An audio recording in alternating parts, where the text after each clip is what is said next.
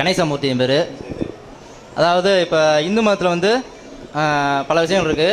அதில் குறிப்பாக பார்த்தோம்னா பெண்கள் வந்து குங்குமம் வைப்பது, அந்த மஞ்சள் பலவிதமான வைப்பாங்க. ஏன் அப்படி கேட்டிங்கன்னா, அந்த நெத்தியில் வந்து நெத்தி பொட்டில் வந்து சக்தி இருப்பதாக எல்லாத்துக்கும் ஐதீகம், பொதுவாக எல்லாத்துக்கும் தெரியும். அப்படி இருக்கும்போது இப்போ இந்து பெண்கள் வெளியே போகும்போது அல்லது கடைக்கு போகும்போது எங்கே போகும்போது மனித குலத்தை சேர்ந்த ஆண்கள் ஒட்டுமொத்தமாக அவர்கள் பார்க்கிறார்கள், இயல்பாக பார்க்கிறாங்க. இயல்பாக பார்க்குறது வந்து ஒரு காதல் பார்வை வச்சுக்கலாம், சாதாரண பார்வை. அந்த ஒரு அழகான பெண்கள் போகும்போது அவர்களை சற்று உற்று நோக்குவார்கள். அப்பொழுது அந்த காதல் பார்வை வந்து காம பார்வையாக மாறுகிறது. ஒரு இயல்பானது, மனித குலத்தை சேர்ந்த ஆண்கள் யாராக இருந்தாலும் சரி. அப்படி பார்க்கும்போது அந்த இந்து மத பெண்கள் வந்து நெற்றியில் அந்த குங்குமம் வைக்கிறவங்க வந்து, அதாவது மனித குலத்தை சேர்ந்த ஆண்கள் பார்க்கும்போது காம பார்வை பார்க்கும்போது அதை தடுக்கிறது என்கிறது இந்து மதம். அதாவது காம பார்வை பார்க்கும்போது அதை வந்து தடுக்கிறது, அதனால அந்த பலவிதமான நன்மைகள் உண்டு அப்படின்னு இந்து மதம் சொல்கிறது. இப்போ இஸ்லாமிய பெண்கள் வந்து உடை அணிகிறார்கள், அவங்க வந்து நெத்தியில் எதுவும் வைக்க மாட்டாங்க. அவங்க வந்து நெத்தியில் அந்த சந்தனத்திலான ஜோதி வடிவான வைக்கலாம், இல்லை நட்சத்திரமான அம்சமான வைக்கலாம்னு சொல்லி ஒரு கருத்தை நான் வேண்டுகோளை வைக்கிறேன். இல்லை வைக்கிறதுக்கு உண்டான சாத்தியக்கூறு இருக்கிறதா? அதாவது வெளியே பெண்கள் செல்லும் பொழுது அவங்கள வந்து அந்நிய ஆண்கள் பார்த்து என்ன செய்கிறாங்க, தவறான எண்ணங்களுக்கு வந்து விடுகிறார்கள்.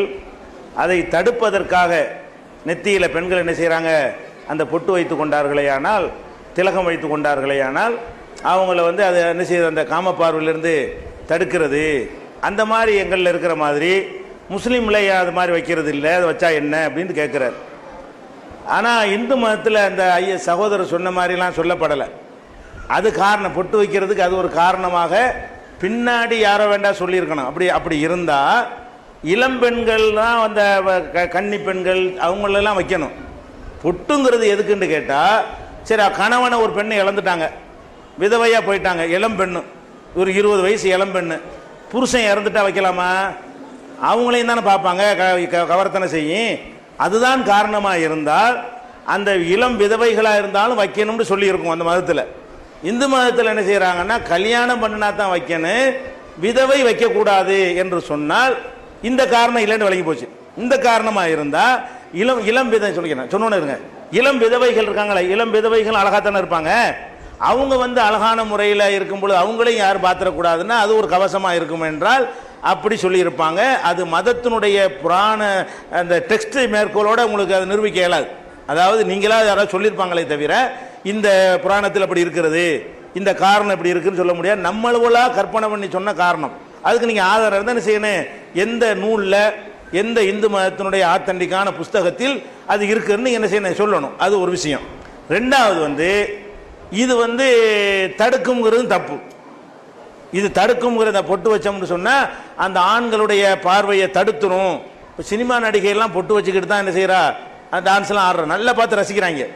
சினிமா நடிகைகளை வந்து காட்டுறானே, அவள் பொட்டுக்கிட்டுலாம் வச்சுக்கிட்டு தான் என்ன செய்கிறா, ஆட்டம் போடுறா. அவள் பொட்டு வச்சுக்கிட்டு ஆட்டம் போட்டதுனால அப்படி கண்ணை கீழ்த்து யாராவது தொங்க போட்டுக்கிட்டோமா, எல்லாரும் பார்க்கத்தான் அந்த பொட்டு வந்து என்ன செய்ய மாட்டேங்குது, நம்மளை தடுக்க மாட்டேங்குது. அப்போ பொட்டு வைத்திருக்கக்கூடிய பெண்களும் தான் காதல் வலையில் விழுகிறார்கள். பொட்டு வைத்திருக்கிற பெண்களையும் தான் பசங்க என்ன செய்கிறான், காதலிக்கத்தான் செய்கிறான். அந்த பொட்டு வச்சதுனால ஆண்கள் பார்வையை தடுக்கும் என்று இருந்தால் அது ஏன் வந்து அப்படி தடுக்கிறது? பொட்டு வைத்த பெண்களும் என்ன செய்கிறாங்க, கணவனோட இருக்கும் பொழுது சில பேர் தவறாக போய் விடுகிறார்கள். அவங்கள ஒருத்தன் பார்த்து என்ன செய்யறான், ஈர்க்கத்தான் செய்கிறான். அப்போ இந்த தவறுகளை பொறுத்த வரைக்கும் பொட்டு வச்சவங்க பொட்டு வைக்காதவங்க என்கிற வகையில் வித்தியாசப்படுத்துறதுக்கு எந்த லாஜிக்கும் இல்லை. நடைமுறையில் எடுத்துக்கொண்டால் இந்த பொட்டு வச்ச யாரும் சிலிப்பாகாமலே இருக்க வேண்டும். பொட்டு வச்ச யாரையும் பொண்ணு பார்க்க வரும்போது என்ன செய்யணும், பொட்டை எடுக்க சொல்லணும். ஏன், பொண்ணு பார்க்க வர்றாங்கல்ல, அப்போ ஈர்க்காதுல, பொட்டை எடுத்துரு, அப்போ தான் உன்னை ஈர்க்கும் அப்படின்னு சொல்லணும். பொண்ணு பார்க்க வரும்போது வச்சோம்னா என்ன ஆயிரும், அவனையும் தடுத்துரும். அந்த பொட்டு போய் என்ன செய்யறேன், அவனுக்கு அழகாத்த அப்படி வந்துருமா இல்லையா? இது லாஜிக்கு ரொம்ப இடிக்கக்கூடிய ஒரு விஷயமாக இருக்கிறது இல்லைங்க. அதனால இந்த காரணம் வந்து பின்னாடி யாரோ நினைஞ்சிருப்பாங்க, ஏன் செய்கிறோம் தெரியுமான்னு சில அவங்களா சொல்லுவாங்களே தவிர இது ஒரு காரணத்தை சொன்னால் அது எல்லா இடத்துலையும் இது பொருந்துதான்னு பார்க்கணும். எல்லா இடத்துலையும் பொருந்தலை. அப்போ பொட்டு வைக்கிறது வைக்காதுங்கிறதெல்லாம் கடந்து பெண்கள் ஆண்களால் ஈர்க்கப்படுவாங்க.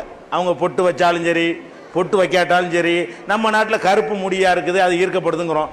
வெள்ளை முடி வச்சு பொம்பளை அவளையும் தான் இருக்கிறாங்க, அவளையும் தான் கல்யாணம் பண்ணுறாங்க, வழங்குதா விரும்ப அப்படி தான். அது வந்து பெண்கள் பொதுவாக ஆண்களுக்கு விருப்பம் உள்ளவர்களாக படைக்கப்பட்டு இருக்கிறார்கள். அவங்க பொட்டு வைக்கட்டும் வைக்காமல் இருக்கட்டும், அதை வைத்து இது தீர்மானிக்கப்படுவது இதுதான் யதார்த்தம். இதுதான் வந்து அடிப்படையான ஒரு விஷயம். இதை போய் இந்த பொட்டு போய் கரெக்டாக தடுத்து நிறுத்திடும் என்கிறதுக்கு எந்த விதமான ஒரு அனுபவ அறிவும் இல்லை, அனுபவத்திலையும் அது கிடையாது.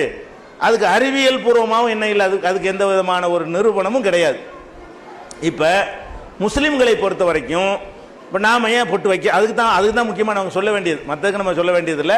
முஸ்லீம்கள் ஏன் அதை வைக்கிறது இல்லை என்று கேட்டால், முஸ்லீம்கள் எங்களுக்கு என்ன சொல்லப்பட்டிருக்குன்னு கேட்டால், எதில் மூட நம்பிக்கையோடு மற்ற மக்கள் செய்கிறார்களோ அதை நீங்கள் ஃபாலோ பண்ணாதீங்க.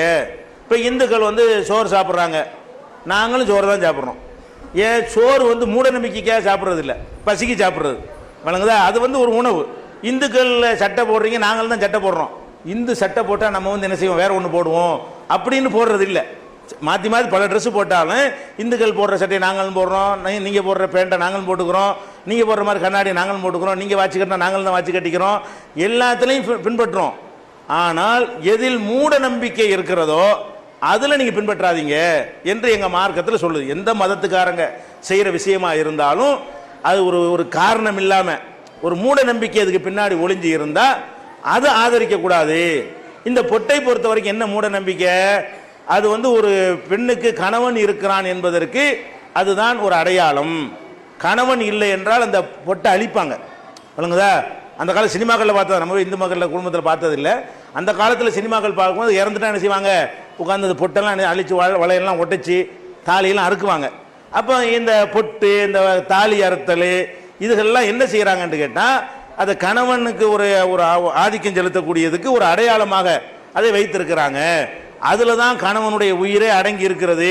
எந்த அளவுக்குன்னு கேட்டால், இந்த தாலியெல்லாம் இருக்குன்னு வைங்களேன், தாலியை சும்மா இத்து போய் அறுந்துட்டா கூட என்ன செய்வாங்க, அருந்து போச்சுன்னு சொல்ல மாட்டாங்க, தாலி பெருகிருச்சிம்பாங்க. தாலி அருந்து தான் போச்சு நெசமாவே, அருந்ததுன்னு சொல்ல வேண்டியதானே. அந்த சொன்னால் கூட என்னமோ ஏற்பட்டு போயிடும். தாலி பெருகிருச்சுன்னா அதிகமாகிடுச்சான், 5 தாலியாக போச்சா ஒரு தாலி, அப்படி அர்த்தம் இல்லை. ஆனால் அந்த பெருகிருச்சின்ற வார்த்தையை தான் சொல்லுவாங்களே தவிர, எங்கள் ஆளுக்களும் தாலி மாதிரி கரசமணி போய் இஸ்லாத்தில் இல்லை, கரசமணி பெருகிருச்சிம்பாங்க எங்கள் ஆளுக்களும். அது இஸ்லாத்தில் உள்ளது கிடையாது, கரசமணி அது காப்பி அடிச்சது, அதெல்லாம் தவிர்க்க வேண்டிய விஷயம். இவங்களும் போடுறாங்க, வேற பேரை மாற்றிட்டு போடுறாங்க. அப்போ இதில் ஒரு மூட நம்பிக்கை இருக்கிற காரணத்தினால ஒரு அழகுக்கு வைக்கிறீங்களா வச்சுட்டு போங்க, ஒரு அழகுக்காக வேண்டி என்ன செய்கிறீங்க, ஏதோ ஒரு நகையை போட்டுக்கிறீங்களா, அது போட்டுக்கிறலாம். இதில் தான் புருஷன் இருக்கிறான், இதுக்குள்ளே தான் எல்லாமே அடங்கியிருக்குன்னா ஒன்றும் அடங்கலையே, அதில் எப்படி புருஷன் இருப்பான், இது ஒரு கயிறு தானே. அது வந்து புருஷன் இறந்தோன்னு இதுக்கு அறுக்குறீங்க. அந்த மூட நம்பிக்கைங்கிற காரணத்தினால தான் தாலி பொட்டு இதெல்லாம் வந்து நீங்கள் செய்யாதீங்க. அதில் வந்து ஒரு அந்த நம்பிக்கை நம்ம உள்ளத்தில் வந்துடும், பொட்டு மட்டும் வராது. அதற்கு பின்னாடி இருக்கிற நம்பிக்கை, புருஷன் இறந்தோன்னு என்ன செய்வாங்க, பொட்டு அழிக்கிறதும் அது மாதிரி பண்ணுறது, அவங்க மூஞ்சில் முழிக்கக்கூடாதுங்கிறது, அது ஒரு அடையாளம். இன்னும் சொல்ல போனால் ஒரு நல்ல காரியத்துக்கு வர்றாங்கன்னு வைங்க, பார்ப்பாங்க, பொட்டு இருக்குதா இருக்கா, இல்லை தாலி இல்லை, இவ்வளோ உள்ளக்கூடாது, இந்த காரியம் விளங்காது. எதுக்கு இது, சில பெண்களை அவங்கள கேவலப்படுத்தி ஒதுக்குவதற்கு இது ஒரு அடையாளமாக்குகிறார்கள். அப்போ நாங்களும் பொட்டு வச்சு அந்த அடையாளம் இங்கே வந்துட்டா எங்கள் பெண்களையும் ஒதுக்குவாங்கல்ல. அப்புறம் எங்கள் பெண்ணும் விதவையாக போயிடுவா, அவ ஒரு கல்யாணத்துக்கு போவா, கல்யாணத்துக்கு முன்னாடி நினச்சிவாங்க பொட்டு இல்லை தாலியில் உள்ள கூடாது அப்படின்னா அவளுக்கு எவ்வளோ பாதிப்பு ஏற்படும். அந்த மாதிரிலாம் இல்லாமல் இங்கே இன்னும் எடுத்துக்கிறங்க, பங்களாதேஷுக்கு போங்க, முஸ்லீமும் பொட்டு வைக்கிறாங்க, இந்துவும் வைக்கிறாங்க. பங்களாதேஷுக்கு போனீங்கன்னா மேற்கு வங்காளத்தை 2ஆக பிரித்து பங்களாதேஷ் இருக்குல்ல, அங்கே முஸ்லீம் பெண்களும் பொட்டு வைப்பாங்க, அங்கே மற்றவங்களும் முஸ்லீம் தான் மெஜாரிட்டி. அவங்க எதுக்கு வைக்கிறாங்கன்னா, பொட்டு ஒரு பல டிசைன்களில் பல அழகான ஒரு தோற்றம் வருங்கிறதுக்காக வைக்கிறாங்க. அதில் எந்த ஒரு மூட நம்பிக்கையும் இல்லை. அந்த மாதிரி ஏரியாக்களில் வைக்கிறாங்க, யாருமே என்ன செய்யலாத குறை சொல்லலை, வச்சுக்கிட்டு தான் இருக்கிறாங்க. இங்கே எதுக்கு வைக்கப்படுகிறது என்று கேட்டால், இது ஒரு பெண்களை வந்து பிரித்து பார்த்து இவளுக்கு புருஷன் இருக்கிறானா இல்லையான்னு கண்டுபிடிக்கணும். புருஷன் இல்லைன்னா இவளை நல்லது கெட்டதில் ஒதுக்கிறணும், இவளை வந்து புறக்கணிக்கணும். இதுக்கு ஒரு அடையாளமாக இருக்கும் பொழுது இதுக்கே நம்ம துணை போகணும். நம்ம சமூகத்துக்குள்ள அது மாதிரி ஒன்று வரக்கூடாது. விதவையாக இருந்தாலும் அவளும் நல்ல காரியத்துக்கு வரணும், மங்களமான காரியத்தெல்லாம் கலந்து கொள்ளணும்னு சொல்லி அப்படியாக என்ன செய்யறாங்க, மார்க்கத்தில் சொல்லப்பட்டிருக்கு. என்னம்மா சரிதானே?